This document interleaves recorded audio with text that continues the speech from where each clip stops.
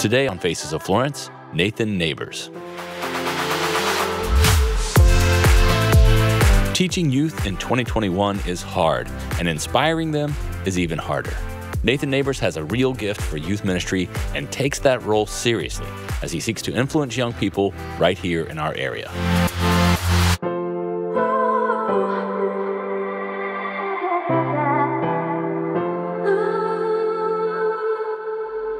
Hey, welcome. We're so glad you found us. Radio Free is a 24-hour Christian mix radio station broadcasting right here out of Florence, South Carolina. So when you're driving around town, remember to tune it in to 92.5. And if you're outside of the Florence area, you can listen 24 hours a day at radiofree.cc. Nathan Neighbors, welcome to Faces of Florence. Thank you for having me. As you probably know by now, this series is sort of designed to get people to, know each other in the Florence community. And you, sir, have been a friend of Radio Free for a long time. I've had a blast getting to know you over the years. But you're doing some real important work here in Florence. You're doing youth ministry. And anybody who has kids, knows that that's critically important. We're going to dig into that here in a minute. But first, let's just talk a little bit about you. I like to kind of get to know people, let our viewers get to know you. You are a Florence boy? I am. I grew up here. I was born in Columbia, but shortly after I was born, my family moved to Florence, where my dad began to work at the Social Security office downtown. And I grew up on the south side of town. I went to Greenwood Elementary and South Side and South Florence High School. So I am a Bruin. But now that we are back in Florence, we moved back about 8 years ago and serve at Ebenezer. Now that we're back in Florence, the three sons that we're raising are going to be West Florence students. And so, in fact, we have two West Florence Knights right now who play football. And so it's a little tough. Yeah, it's tough for me. I like to wear blue sometimes to the football games rather than green. But, I just love the opportunity to be back in town where we grew up. I always thought I never would live here the rest of my life, but it's a joy getting to be back here in Florence. Let's talk about why that is for a second. We've gotten different types of people in this series, and there's something here that, it's hometown to you, but there's something bigger. You have any thoughts on what that might be? Well, growing up, I enjoyed Florence. I had a blast growing up in town. This has been a good town to grow up in, and but just like I think most teenagers do, I just assumed that I would go and live somewhere bigger and better, so to speak. Right. And I think that's just common. I think it's common that people just think that they're going to live in some big city someday, and they're going to do something bigger and better than where they were in their old small high school town. And so I never would have thought that I would be back here, but at the same time, I never really knew where I was going to end up going. I just knew that I was called to ministry and I would go potentially somewhere else, or wherever God was leading me. But in the end, this is a really great place, and God is at work here, and it's a special town. It's not a big city like Atlanta or Charlotte. It's not New York City or anything like that, but it's a great place where people are loved and there's a sense of community. Well, that's what we're hoping to help with and increase, because we definitely get that sense as well.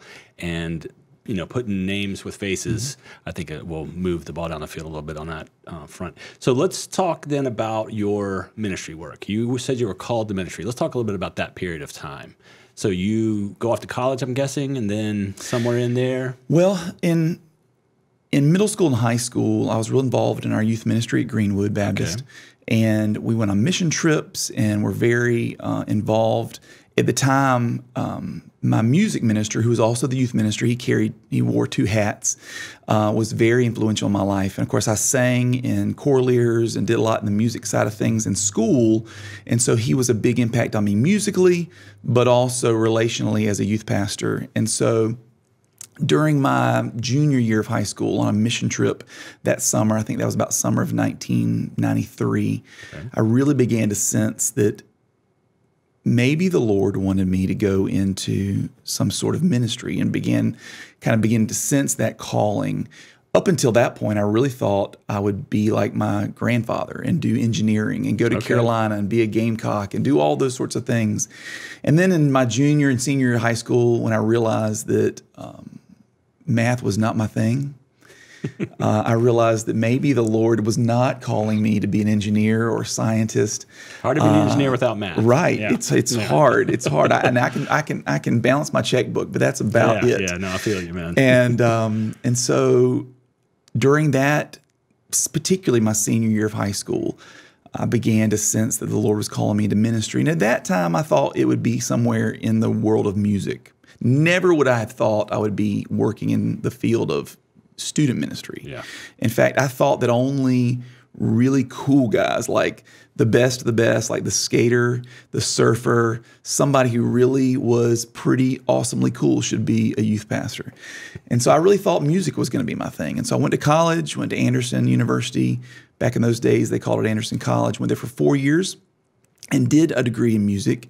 But during those years, I began to sense that even though I loved music, I wasn't sure that was exactly where I was supposed to be in full-time ministry. And so my wife and I got married.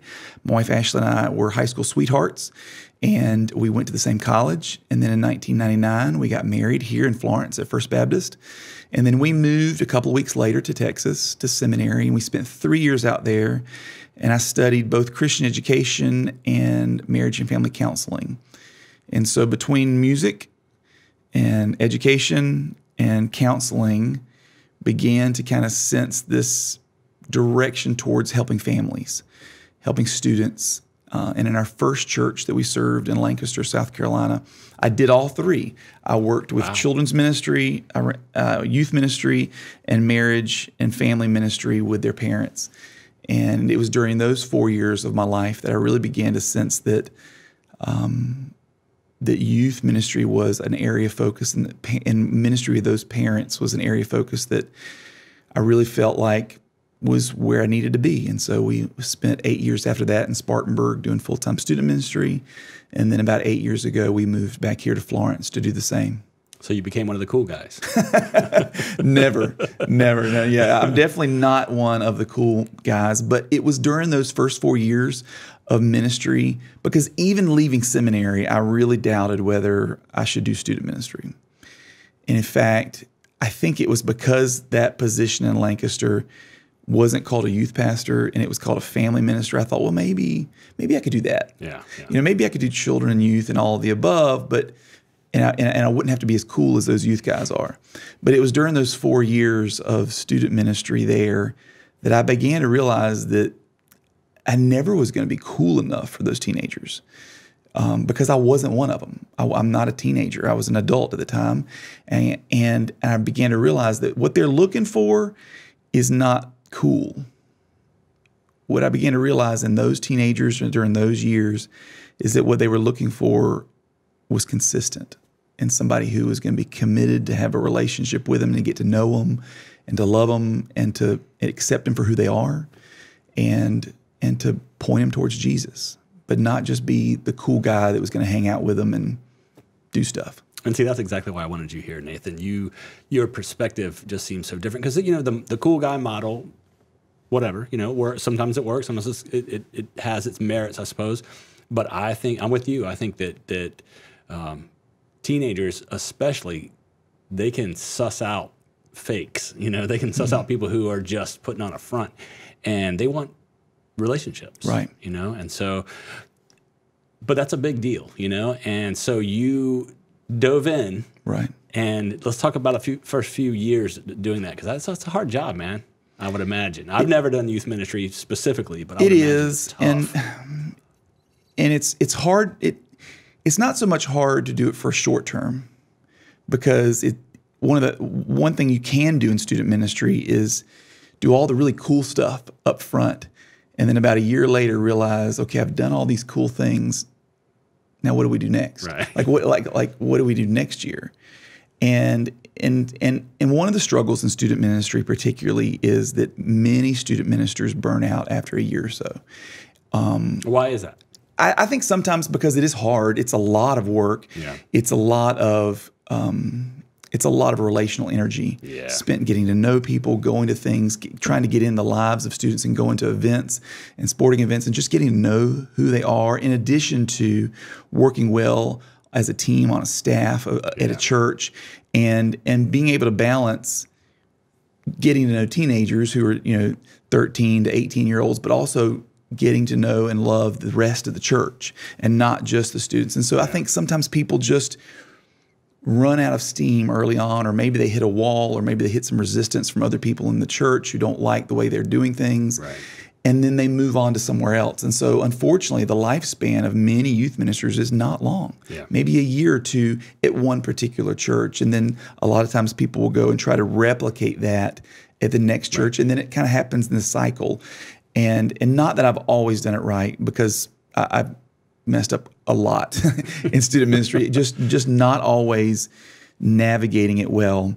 But in the 3 churches I've served, one of the things I've had to see is kind of the long haul, and not just, hey, how cool can this one event be, but how can we make a relationship with a family, with students, with the church that is going to be something to where I will see those students not just when they're 13, but when they're 30 and they're getting married and they want to stay connected and continue to talk. And social media has helped with that, to be able to keep up with students that I've seen. It's really weird seeing students that I had years ago in their 30s now having children of their own and married, and it's weird, but it's also really cool. Is it working? I mean, you're having some connections with these people? Yeah. Because you've been in ministry for how long now? This is our 20th year. Wow. Okay. So you've seen some stuff. Yeah. I kind of, in a lot of ways, Ashley and I count youth ministries by summers. And I think this summer will be our 20th summer in student ministry. And so not quite 20 years, but 20 summers. So you have some folks that are getting married and having kids now. You're seeing the fruits of your labors. And that is encouraging to you? It is. It is. It's encouraging, but sometimes it's also sad. Sometimes social media can be a really good thing and a really good way to connect with people, but sometimes you find out more than you want to know. Yeah. And you see folks and students that you've loved on and poured into, and sometimes they're really, you're just really thriving, and sometimes they're really struggling. Yeah. But at the same time, it's been a joy to get to stay connected with so many of those people in good times and in bad. Yeah. Because sometimes they're doing really, really well, and sometimes they're really struggling, and just having opportunities, even in little ways, even from a distance, to be able to let them know, hey, I love you, I'm praying for you, how can I help you, even though we're not at the same church anymore. Well, one of the main kind of thrusts of this series is to kind of pour back into the Florence community and to discuss how our neighbors here in Florence are doing that, not just working for themselves, but working for the greater community. And you have stated just up to this point many areas where you're doing exactly that. But can you maybe unpack that a little bit? What do you see as your impact on the community at large? Obviously, you have your student ministry community, and then you've got your church community, but you're seeing, just from what you just said even, is you're seeing a wider impact. Right. Can you talk about that a little bit? Well, there are ministries that kind of feel like islands, but personally, I've never wanted to serve on a little island. I know we have a youth building and we have a little square of space in the West Florence area off of Ebenezer, but that's not it. Yeah. That's not all of it. Yeah. And my heart, whether it was serving in Texas or in Lancaster or in Spartanburg or here in Florence, my heart has always been to see how the community could serve better as a whole. That's partly why I like serving here at Radio Free, because this ministry affects lots of different ministries, lots of different people in the community, and reaches out in a lot of ways. In the same way, whether it's serving at campus ministry at Francis Marion with BCM, or working together with other youth ministers in town to try to make connections with each other, even through simple things like church league basketball, trying to make connections where the overall community can see that Jesus makes a difference in all areas of life. And it's not just, hey, on Sunday morning we go to youth group, or on Wednesday nights at 6 we meet for youth group, but that whether it's whether it's at a high school football game or at an event at Francis Marion or a church league basketball game or anything in between, that Christ makes a difference. And so I very much have wanted to see the community come together for Christ, but also to help one another and to thrive. Just be good neighbors, right? Yeah, absolutely. Well, if someone's watching and they want some more information about you in particular and your ministry at Ebenezer, what's the best way to find that out? Well, our church's website is ebcsc.com. Okay. I also have a blog that I used to keep up really strongly with. I began the blog when our second son was born, almost 15 years ago. And it's just nathanneighbors.com. I occasionally write on it these days. I don't write as much as I used to because there's so many different platforms between Instagram and Facebook and all those things. But I try to keep that blog up to date and what's going on in our lives and ministry and things that I'm dealing with and things that I'm learning. But they can communicate through that, through the blog or through Facebook or Instagram. nathanneighbors.com. All right, we will include those links along with this video. Well, let's wrap it up now, Nathan, by maybe sharing a little bit of a resource. Sometimes we ask our guests what's on their front burner right now. What are they working on? What's inspiring them? You got a book or a podcast or a show maybe? Absolutely. A couple of things that we've been doing recently in our student ministry and in my personal devotional life. One of the things we've been using is a book called 7 Arrows. It's a really cool book to walk through how to look at and read Scripture, and it kind of goes through. It's a 1-year devotional book that goes Genesis to Revelation, but through the whole thing, every 5th day, it points you back to the gospel. And that's been a really cool devotional resource. A book that I'm reading right now, I haven't finished it, but I actually found out about it on Radio Free. I was listening one day, and one of the pastors that was online said this was one of the most influential books that he's read recently. So I thought I'd get this book, and it's called Confronting Christianity by Rebecca McLaughlin. And I'm just a few chapters into it, but it is phenomenal. And I'm hoping that it will become something that I can use for student ministry, and it's 12 key questions that people are asking right now about faith, particularly people who don't believe in Christ or don't quite understand how people could believe in the God of the Bible. There's a lot of those people out there. And it's deep. It's not just surfacey stuff. This lady is this writer is a good theologian, but also a scientist who can relate to a community of doubters and a community of folks who don't quite get why we believe in this person we call Jesus. And it's a pretty phenomenal book so far. So it's called Confronting Christianity. Rebecca McLaughlin. All right, we'll put those links as well. Well, Nathan, thank you so much for being a really vital part of this community. I don't know if you know how much of that you really are. I know a lot of your kids that have come through your program, and you've made a big impact on them. So I appreciate that, and the Florence community appreciates you as well. And thank you for being part of the show today. Thanks for having me, Kevin.